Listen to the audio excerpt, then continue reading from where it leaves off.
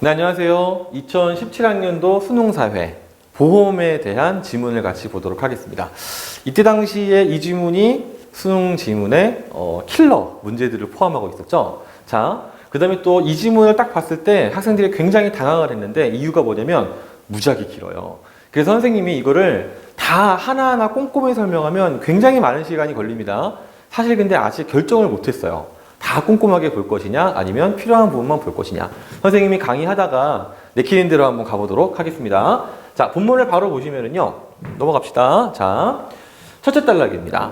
첫째 단락 내용을 잘 보면은 몇 가지 항목화할 수 있는 것들이 있어요. 잘 보시면 일단 첫 번째, 보험은 같은 위험을 보유한 다수인이 위험 공동체를 형성해서 보험료를 납부하고 보험사고가 발생하면 보험금을 지급받는 제도다. 이거는 그냥 보험제도의 정의 정도로 이해하면 되겠는데 조금만 구체적으로 이해를 한번 해볼게요. 선생님 운전자예요. 그러면 항상 교통사고가 발생할 수 있는 위험을 가지고 있죠. 그런데 나만 그런 게 아니라 이 나라에서 운전을 하는 모든 사람은 같은 위험을 가지고 있어요. 그래서 그런 위험을 보유한 우리들이 위험 공동체니까 자동차 보험이라는 걸 구성해서 보험료를 납부를 하죠. 그리고 사고가 발생하면 어떻게 돼요? 보험금을 수령하죠. 선생님이 2달인가 3달 전에 벤츠를 한번 긁은 적이 있었는데 어머 세상에 요만큼 살짝 칠이 까졌는데 150만 원 나왔어요. 장난 아니죠, 그죠? 하지만 선생님이 보험을 처리했기 때문에 나에게 오는 경제적인 타격은 사실 없었어요. 어쨌든 자, 보험 상품을 구입한 사람은 장래 우연한 사고로 인한 경제적 손실에 대비할 수 있다라고 하면 이거는 보험의 기능이죠. 경제적 손실을 대비하게 만든다라는. 다음, 보험금 지급은 사고 발생이라는 우연적 조건에 따라 결정되는데 이처럼 보험은 조건의 실현 여부에 따라 받을 수 있는 재화나 서비스가 달라지는 조건부 상품이다. 즉 사고를 안 당하면 돈을 못 받는 거죠. 자, 그럼 여기까지 일단 보시고요. 다음 단락입니다. 위험 공동체의 구성원이 납부하는 보험료와 지급받는 보험금은 좀 구분하셔야 될 게 보험료는 내는 돈이고 보험금은 받는 돈이에요. 자, 그 위험 공동체의 사고 발생 확률을 근거로 산정됩니다. 즉 사고 발생 확률에 따라서 내가 내는 보험료 이게 달라지는 거예요. 그래서 운전자들도 차이점이 있어요. 20대들은 보험료를 되게 많이 내요. 근데 선생님 같은 30대나 40대들은 보험료를 조금만 냅니다. 그 이유는 뭐냐면 사고 발생 확률이 달라요. 선생님도 젊었을 때는 뭐 차를 장난 아니게 몰았습니다. 뭐 180 몰아본 적도 있고요. 뭐 코너 돌다가 막 차 살짝만 들려본 적도 있고 당연히 그런 식으로 운전하니까 사고가 날 확률이 크겠죠. 하지만 지금은 안 그래요. 100km 넘어가면 속으로 워 이거 아니야 막 이런 마음이 들고요. 당연히 그러니까 사고가 좀 덜 나겠죠. 혹은 사고가 나더라도 조금 이제 경미한 사고가 날 가능성이 크겠죠. 자, 그런데 특정 사고가 발생할 확률은 정확히는 알 수가 없지만 그동안 발생된 사고를 바탕으로 확률을 예측을 한다. 무슨 말이냐면 아까 20대는 확률이 높고요. 30대는 확률이 낮다고 했죠. 그것이 그동안 발생한 사고를 토대로 만든 확률이더라. 거기에 따른 보험료더라. 이거를 알 수가 있는 거예요. 다음. 자, 그래서 실제 사고 발생 확률에 근접하게 되는데 본래 보험 가입의 목적은 금전적인 이득을 취하는 것이 아닙니다. 금전적 이득을 취하려고 보험 들면 그 보험 사기죠. 자, 그래서 장래의 경제적 손실을 보상받는 데 있기 때문에 위험 공동체의 구성원은 자신이 속한 위험 공동체의 위험에 상응하는 보험료를 납부하는 것이 공정할 겁니다. 자, 여기서 이제 중요한 게 뭐냐면 여기에 확률이라는 말은 안 나왔어요. 하지만 중요한 게 뭐냐? 여기 있는 말 있죠? 위험 공동체의 위험이라는 게 결국 뭐냐면은 사고가 발생할 확률이 얼만큼이냐. 즉 여기까지 읽어봤을 때 긴 내용이 있는 것 같지만 사실은 딱 하나예요. 적당한 보험료나 보험금은 사고 발생 확률에 따라 정해지는 것이다. 사고 발생 확률이 바로 뭐냐면 위험 공동체의 위험이다. 이걸 잘 기억을 하시고요. 실제로는 단락 구분이 안 되는데요. 너무 길어서 쪼갰습니다. 다음 부분 볼게요. 따라서 공정한 보험에서는 구성원 각자가 납부하는 보험료와 그가 지급받을 보험금에 대한 기대값이 일치해야 한대요. 자, 선생님 같은 경우는 특징이 뭐냐면 읽다가 뭔가 공식처럼 나오는 게 있으면 무조건 정리를 한번 해보거든요. 방금 읽은 거 보니까 보험료랑 지급받을 보험금에 대한 기대값이 일치한다고 했죠. 그래서 일단 이런 공식이 하나 나와요. 내가 내는 보험료가 있고요. 그 다음에 받을 보험금에 대한 기대값은 현재 일치하더라 라고 지금 설명이 나왔습니다. 다음, 자, 구성원 전체의 보험료 총액이랑 보험금 총액도 일치해야 돼요. 이것도 공식으로 적어보면 보험료 총액이라는 거랑 그 다음에 보험금 총액이 똑같아야 한다. 이 글씨가 들어가면 모르겠는데 들어가고 있군요. 자, 그럼 다시 이 두 개가 지금 똑같은 겁니다. 다음, 이때 보험금에 대한 기대값은 사고가 발생할 확률에 사고 발생 시 수령할 보험금을 곱한 값이다 라고 하면 얘도 공식이 하나 나오죠. 바로 뭐냐면 기대값이에요. 기대값은 확률 곱하기 보험금이더라. 그래서 지금 얘가 사실은 이 자리에 들어가는 친구다라고 생각을 하면 되겠습니다. 반대로 이 자리에 뭐가 들어가면 되냐면 보험료가 들어가면 되겠죠. 다음, 자, 보험금에 대한 보험료의 비율, 보험료를 보험금으로 나눈 건데요. 이것을 보험료률이라고 하는데 이것도 지금 살펴보면 이렇게 공식으로 우리가 이해를 할 수가 있어요. 보험료를 보험금으로 나누었더라. 자, 이거를 보험료율이라고 하는데 보험료율이 사고 발생 확률보다 높으면 구성원 전체의 보험료 총액이 보험금 총액보다 더 많다라고 했으면 이거는 공정한 보험이라고 좀 보기가 어렵죠. 또 그 반대의 경우 구성원 전체의 보험료 총액이 보험금 총액보다 더 적게 된다는 건 이 말도 공정한 보험은 어렵다는 얘기죠. 따라서 공정한 보험에서는 보험료율과 사고 발생 확률이 같다고 했는데 즉 이렇게까지 연결이 되고 있는 거죠. 다시 보험료율이 사실은 뭐다? 확률과 똑같은 것이다. 자, 그런데 여기까지 읽어보잖아요. 이 네 개의 공식은 전부 다 뭐를 설명하는 거냐면 공정한 보험이라는 것이 무엇이냐 이거를 지금 설명하는 거거든요. 그런데 자, 잘 보면은요 공식들이요 다 서로 똑같아요. 어떻게 똑같냐? 자, 보세요. 자, 보험료는요 기대값이랑 같다고 했잖아요. 이거 들어가면 되죠. 그죠? 그 다음에 자, 보험료율은 확률이라고 했죠. 그럼 보세요. 보험료를 보험금 나눈 게 확률인데 자, 공식을 한번 여기다 적어 봅시다. 지금 자, 보험료라는 거랑 그 다음에 보험금 그 다음 곱하기 확률, 이게 우리가 맨 처음에 했던 이 공식을 이거를 집어넣어서 합쳐놓은 거잖아요. 그죠? 왜냐면 보험료는 기대값이고 기대값이 요거니까. 근데 재미난 건 뭐냐면요 요 부분 있죠. 확률을요 지금 보험금 분의 보험료라고 했는데 얘를 이렇게 저렇게 치환하면 이거랑 똑같은 공식이에요. 그러니까 결국 따지고 보면은요 지금 여기 적어놓은 것 중에서 요거 사라지고요 요거 사라지고요 이것도 사실은 사라지고 하나로 이렇게 묶을 수가 있어요. 자, 또 하나 볼 수 있는 게 바로 뭐냐, 보험료 총액이랑 보험금 총액인데 그럼 얘는 서로 상관이 없느냐? 당연히 상관이 있죠. 왜냐? 보험료 총액은 당연히 어떻게 결정되느냐? 보험료를 납부하는 사람의 숫자, 이거를 그대로 곱하면 보험료 총액이 되죠. 그러면 보험금 총액은 어떻게 되느냐?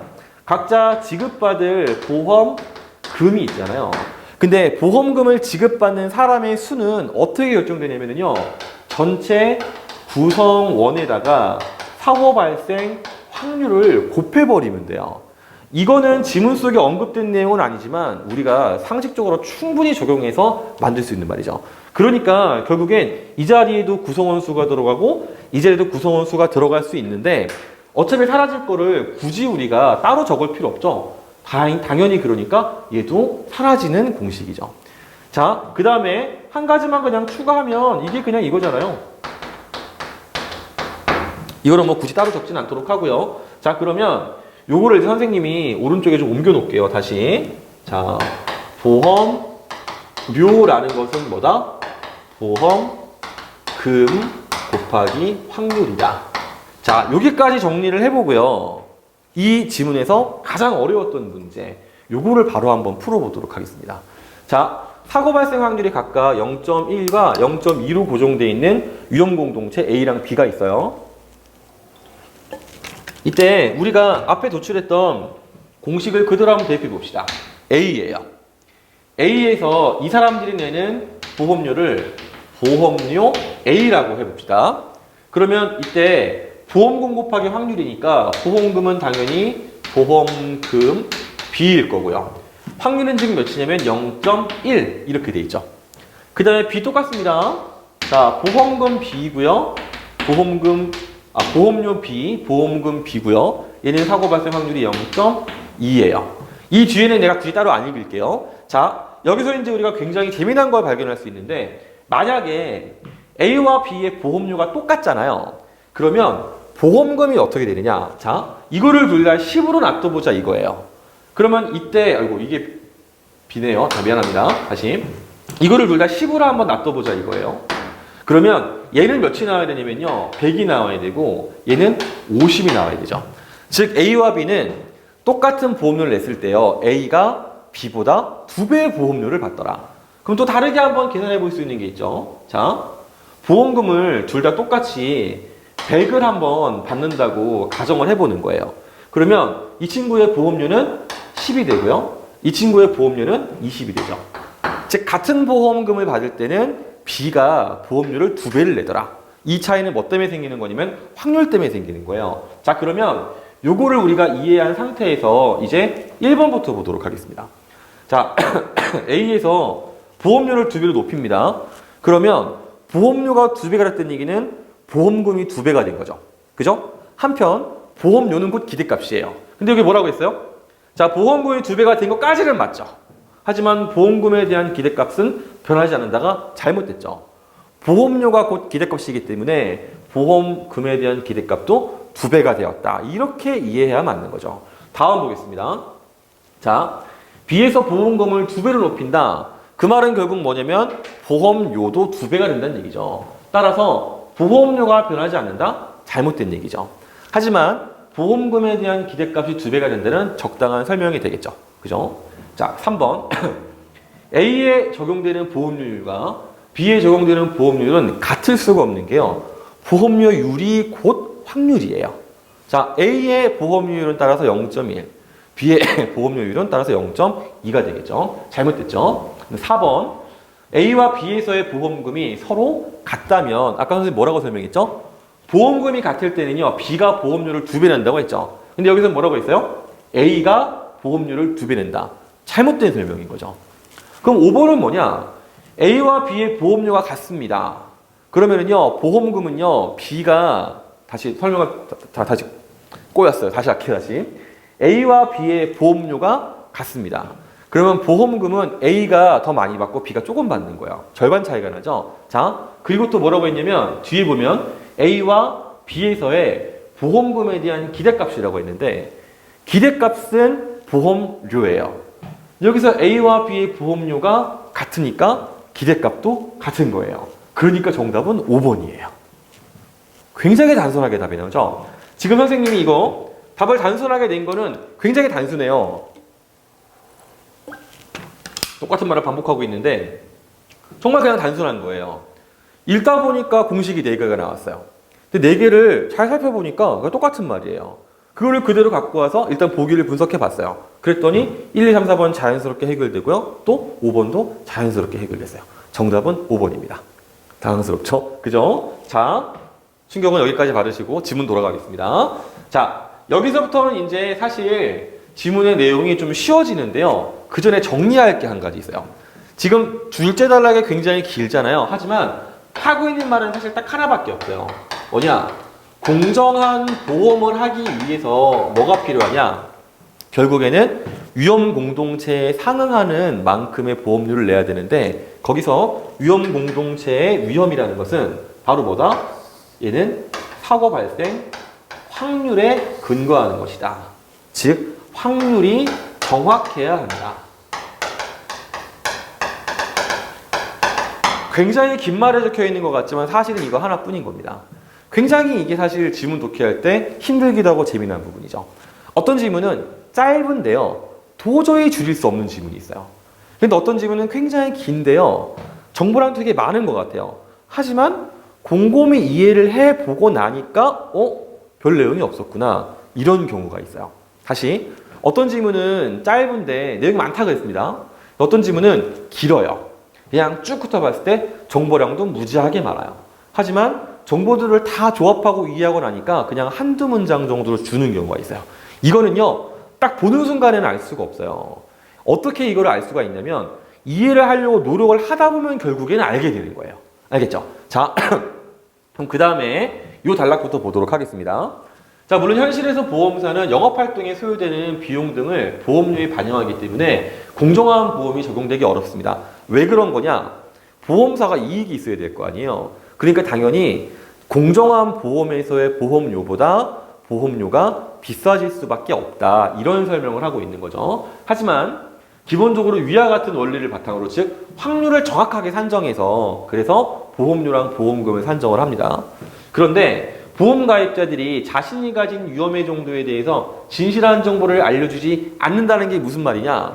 사고 발생 확률을 정확하게 추정할 수 없는 문제가 발생하는 거죠. 자, 적어봅시다. 여기서 지금 어떤 문제를 제기했느냐? 확률 산정이 어렵다예요. 선생님이 지문에 있는 말을 이용하지 않고 그냥 내 나름대로 계속 바꿔서 헷갈릴 수 있지만 곰곰이 생각해 보세요. 공정한 보험은 산정하는 공식이 있어요. 중요한 거는 확률을 어떻게 판단하느냐입니다. 그런데 사람들이 자기의 위험의 정도, 즉 사고 발생 확률을 알려주지 않으면 구성원 전체의 이 확률이 산정이 안 되는 거예요. 그럼 당연히 공정한 보험이 깨지는 거죠. 자, 그래서 보험사는 보험 가입자 개개인이 가진 위험의 정도를 정확히 파악해서 거기에 상응하는 보험료를 책정하기가 어렵다.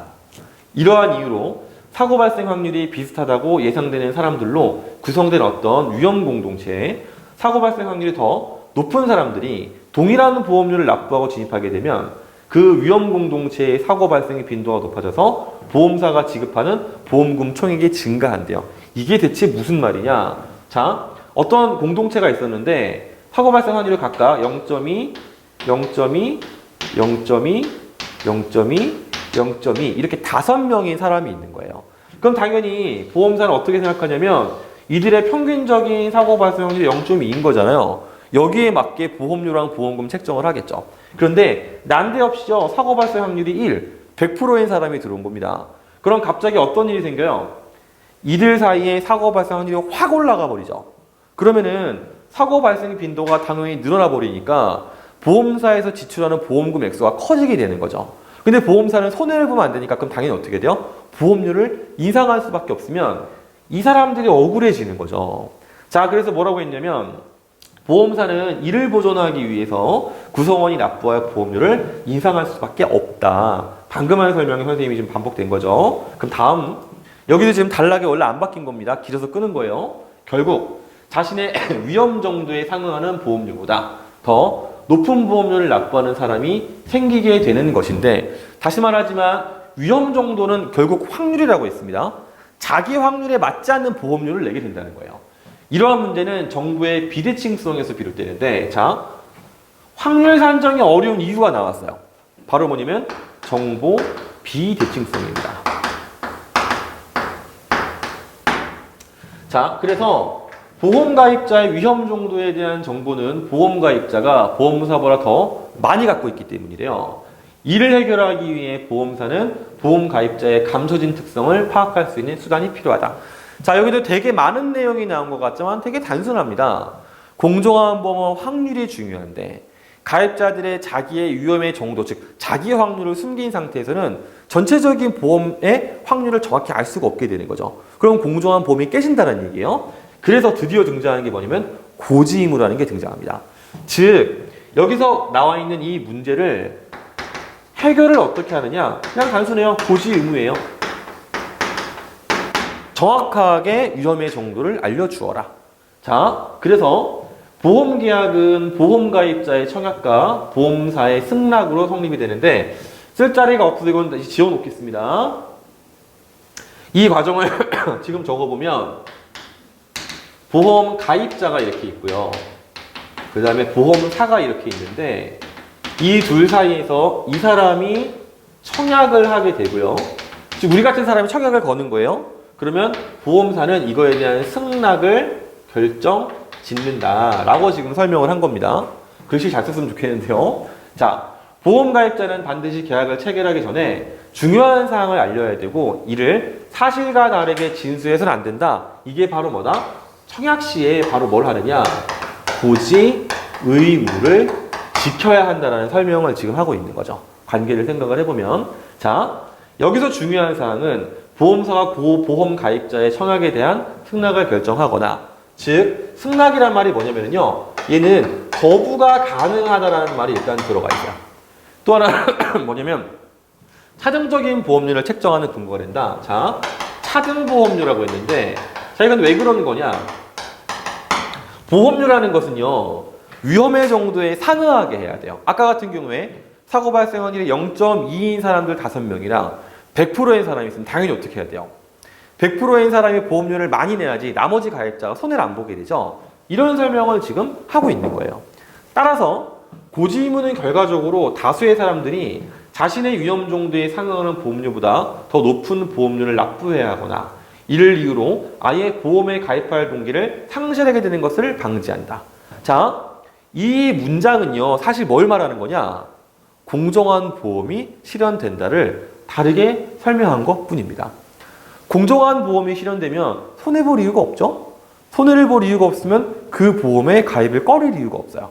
하지만 확률 산정이 잘못되면 손해를 볼 수 있으니까 당연히 보험을 꺼리게 되는 거지.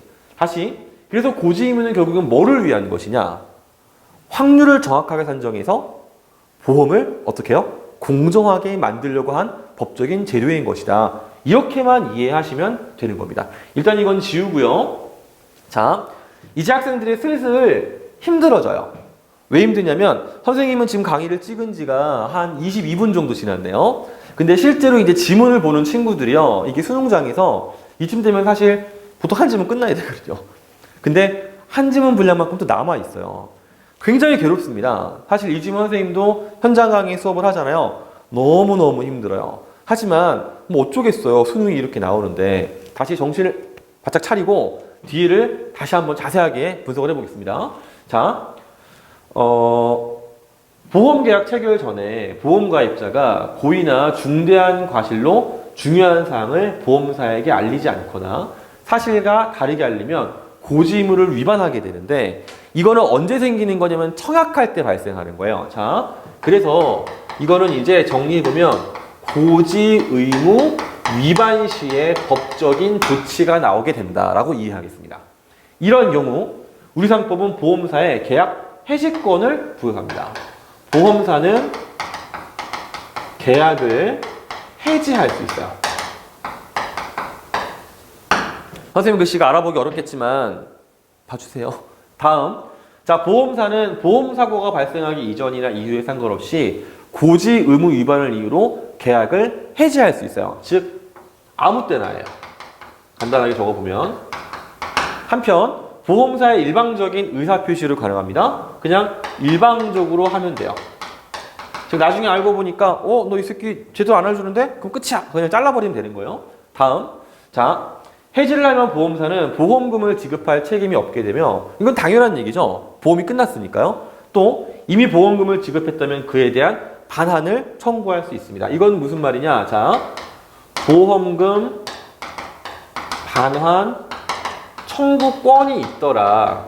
이렇게 우리가 이해를 하면 되겠습니다. 자, 일반적으로 법에서 의무를 위반하게 되면 위반한 자에게 그 의무를 이행하도록 강제하거나 손해배상을 청구할 수 있는 것과 달리 보험 가입자가 고지 의무를 위반하면 보험사가 해지권만 행사할 수 있대요. 즉 여기서 또 하나 추가적으로 나온 설명이 뭐냐면 손해배상 청구는 불가능하다는 거죠.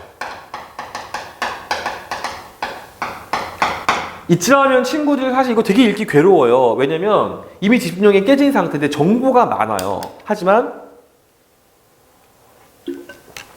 수능 문제는 이거를 노리는 거죠. 읽기가 싫은 부분일 테니까 여기서 세부적인 거 갖고 문제를 내면 되겠네? 따라서 어떻게 해요?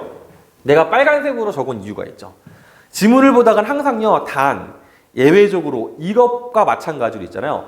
전체 맥락이랑 상관없는 것 같은 것들이 문제에 활용될 때가 상당히 많이 있어요. 그래서 귀찮지만 이거 꼭 기억하셔야 돼요. 다음.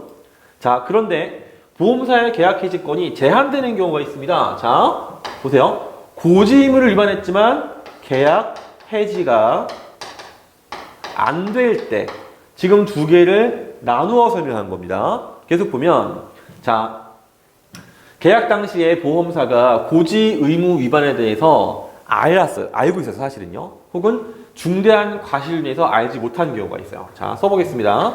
알았거나 과실로 모르는 경우. 예를 들면 이런 거잖아요. 치과보험을 가입을 하는데, 자, 선생님 저 알고 보면 충치가 10개 있었어요 했는데, 뭐 알았어요 하고 받아주는 거예요. 이러면 그냥 알았지만 계약을 성사한 거니까 내가 고지의무를 위반한 것 같아도 사실은 그게 아니라는 거죠. 계약하지 못한다는 거예요. 두 번째 뭐냐면, 자, 저 충치 없었습니다 라고 했을 때 증명서로가 있어야 될 거 아니에요. 치과를 갔다 와서 소견서를 주세요 이런 식으로. 하지만 네 알았어요 그냥 믿어버리는 거지. 이런 경우에는 보험사의 과실로 생각할 수 있다는 얘기죠. 다음, 자, 이때도 보험사의 해지권은 배제되는데 이는 보험가입자의 잘못보다 보험사의 잘못에서 책임을 주는 것이라고 할 수 있다. 즉, 계약 해지권이 발동되지 않는 이유는 바로 뭐냐면 보험에 대해서는 보험사의 책임을 조금 더 중시했기 때문이다라고 지금 설명이 나온 겁니다. 또 보험사가 해지권을 행사할 수 있는 기간에도 일정한 제한이 있어요. 이건 뭐라고 쓰면 되면 간단하죠. 일정 기간 내에 일단 기간 내가 아니죠. 말이 엄청 꼬이는데 일정 기간이 지난 후에는 이렇게 기억을 하면 되겠죠. 자, 왜 그러냐면 이는 양자의 법률 관계를 신속히 확정함으로써 보험 가입자가 불안정한 법적 상태에 장기간 놓여 있는 것을 방지하려는 것이다. 이거는 적을 공간이 없어서 안 적겠지만 기억은 해두시기 바랍니다.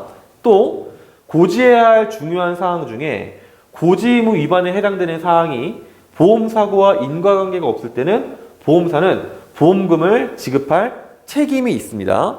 다만 이때도 해지권 행사할 수 있다. 이거는 어디 들어가냐면 사실은 여기에 들어가는 게 아니라 요 항목에 들어가겠죠. 자리가 좀 안 나오긴 하는데 집어넣으면요. 자, 인과관계가 없는 경우에 글씨도 없는데 지금 되게 이상하게 됐네요. 자, 이때는요. 보험금 지급해야 돼요. 하지만 해지권은 발동할 수 있어요. 자, 이 단락 굉장히 긴 단락이에요, 사실은요. 앞에 페이지랑 이거랑 다 한 단락이거든요. 그런데 아까도 말했지만 정보량이 많지만 집중력이 깨지기 때문에 기억하기 어려워요. 당연히 그러니까 어떻게 해야겠어요? 자, 한번 기억을 상기해 보는 겁니다. 이 단락에서는 고지의무를 위반했을 때 보험사가 어떤 일을 할 수 있는지 설명하고 있죠. 머릿속에 떠올려 보세요. 자, 기본적으로 주는 권리는 해지권을 주는 거예요. 아무 때나 할 수 있고 일방적으로 할 수 있어요. 그 다음에 보험금 반환 청구를 할 수 있는데 다만 중요한 게 뭐냐면 손해배상 청구는 못해요. 한편 보험금 반환을 청구 못할 때가 있어요. 그건 언제냐면요. 인과관계가 없는 사고일 때는 보험금 반환 청구를 할 수가 없습니다. 또 한편으로 해지권을 쓸 수 없는 경우는 언제냐? 보험사가 알았는데도 청약을 받았거나 혹은요. 보험사가 실수를 했을 경우에 또 한 번은 어느 경우예요? 또 한 번은 자 언제냐면 일정한 기간이 지났을 때다. 이런 정도를 머릿속에 기억을 하고 있어야 된다는 얘기예요. 자, 마지막 단락은요. 짧습니다. 결국에는 뭐를 말하는 거냐면 공정한 보험에 대한 이야기를 하는 거예요. 보세요. 보험에 가입하려는 사람들의 특성을 검증한 이유는 바로 뭐죠? 사고 발생 확률을 정확히 따지기 위해서.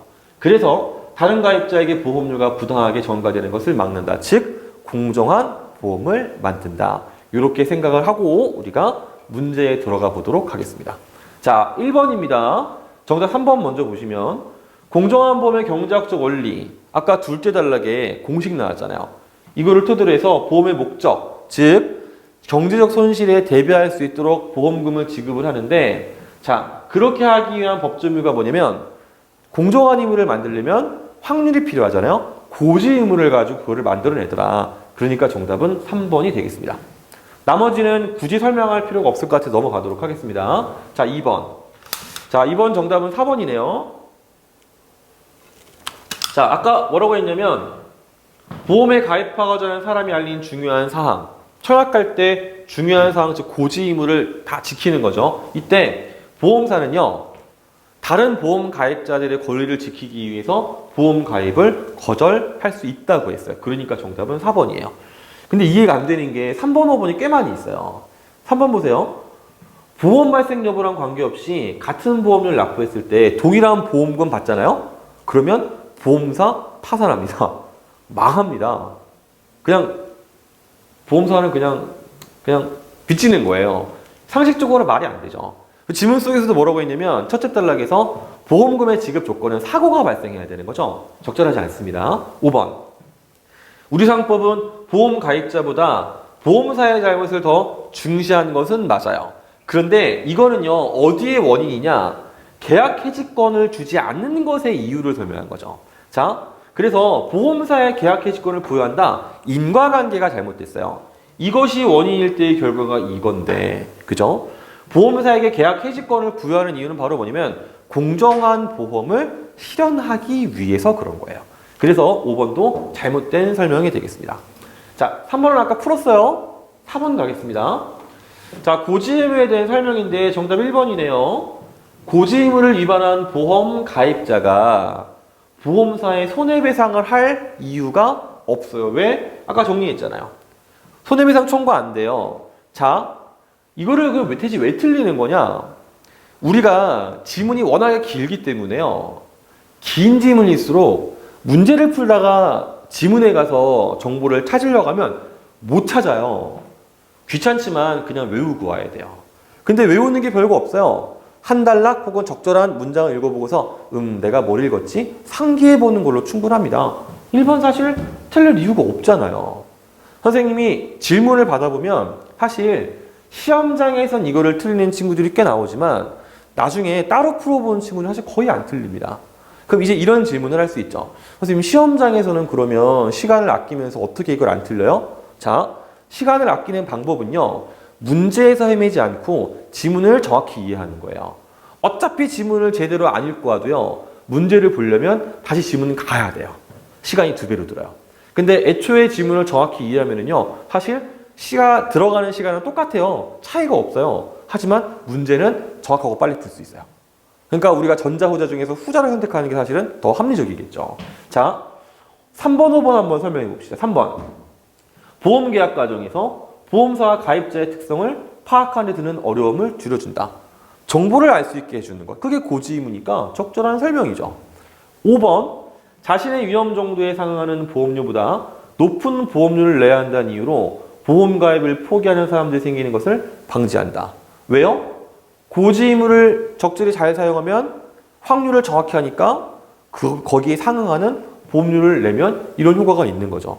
5번은 사실 지문 속에 있는 문장 그대로 갖고 온 거예요. 이것도 사실은 틀릴 이유가 없는 선택지입니다. 그럼 다음 문제 5번입니다. 자, 보험사 A는요. 보험가입자 B에게 보험사고로 인한 보험금을 지급했는데 B가 고지 의무를 위반했어요. 그래서 해지권을 행사할 수 있는 기간 내에 보험금 반환을 청구했습니다. 그럼 이거랑 관련해서 우리가 추론할 수 있는 게 하나가 있죠. 뭐예요? 방금 지워버렸는데 참 바보 같아요. 활용하면 되는데 다시 보험금 반환을 청구했을 때 일반적으로는 자기가 받을 수 있어요. 하지만 만약에요. 보험사가 과실을 했단 말이에요. 그래서 계약을 받아줬어요. 그런 경우에는 이거 불가능하고 또 한편으로는요. 언제요? 인과관계가 없을 경우에는 이것도 역시나 보험금을 반환 청구를 할 수가 없게 되죠. 자, 그럼 1번부터 봅시다. 계약 체결 당시에 A에게 중대한 과실이 있었다면 A는 계약을 해지할 수는 없지만 보험금 돌려받을 수 있다? 잘못된 설명이죠. 또 2번. 계약 체결 당시 A에게 중대한 과실이 없다고 하더라도 A는 보험금을 이미 지급했으므로 계약을 해지할 수 없다? 그렇지 않죠. 계약은 해지할 수 있어요. 이거는 상관없는 거예요, 이거랑. 자, 그 다음에 3번. 계약 체결 당시 A에게 중대한 과실이 있고 B 또한 중대한 과실로 고지 의무를 위반했다면 A는 보험금을 돌려받을 수 있다. 자, 여기는 뭐가 잘못된 것 같아요? 자, 우리가 일단 B가 고지 의무를 위반했을 때 애초에 이 부분은 뭐냐면 보험 가입자가 고지 의무를 위반했을 때를 기준으로 설명하는 거예요. 자, 그런데 A에게 중대한 과실이 있으면요. 이럴 때는 어떻게 한다고 했어요? 아까 지문 정리한 거를 보면 뭐라고 했습니까? 보험금 반환 청구가 불가능하다고 했죠. 그러니까 이거는 잘못된 설명이 되겠죠. 그럼 4번. B가 고지하지 않은 중요한 사항이 보험사고와 인과관계가 없다면 A는 보험금을 돌려받지 못한다. 이게 맨 처음에 선생님이 보기를 분석해서 내린 결론이죠. 사실 이 문제는 선택지가 좀 길기는 길지만 싹 훑어보면서 내가 보기에서 추론한 내용이 바로 이것이군 하고 한 번에 고를 수 있는 문제이긴 합니다. 자, 5번은 따로 설명하지 않도록 하겠습니다. 자, 여기서 중요하게 깔린 게 3번인데 다시 말하지만 B 또한 중대한 과실로 고지의무 위반했다는 게 애초에 고지 의무 위반에 대한 내용의 출발점이에요. 여기서 보험금을 돌려받지 못하는 조건이 뭐였냐면 A가, 즉 보험사가 과실을 일으켰을 때 중요한 정보로 정리했던 내용입니다. 헷갈리면 안 돼요, 이런 거를. 자, 그 다음 6번. 정답이 1번이에요. 사실 선생님 풀고 정답을 확인해보고 얼처가 없었어요. 왜냐? 이걸 왜 틀릴까 대체? 선생님의 추측입니다. 아마 너무 힘들었을 것이다. 지루하니까요. 한편으로는 그냥 대충 확인을 하거나 틀린지도 모르고 보는 거죠. 근데 이거 의미 따져보면 진짜 별거 아니거든요. 여기서의 대비는 뭐냐면 비교한다는 얘기예요. 근데 지문 속의 대비는 무슨 의미냐면 준비한다는 뜻이죠. 그래서 의미가 아예 달라요. 그래서 정답은 1번이 되겠습니다. 자, 이건 여기까지 설명하고요. 자, 굉장히 긴 지문인데 얼마나 걸렸나요? 한 35분 정도 걸린 것 같아요. 나름 일찍 마무리를 했네요. 자, 선생님이 지금 목도 안 좋고 사실은 컨디션이 굉장히 안 좋아요. 한 5일인가 6일 동안 몸살아서 누워만 있었거든요. 그래갖고 평상시처럼 깔끔하게 이제 정리를 못 해와서 선생님이 손으로 이렇게 써서 굉장히 좀 미안한 마음이 있습니다. 하지만 좀 몸 회복을 잘해서 다음 강의는 더 깔끔하고 더 설명을 정교하게 할 수 있도록 그렇게 준비해 오도록 하겠습니다. 고생했습니다.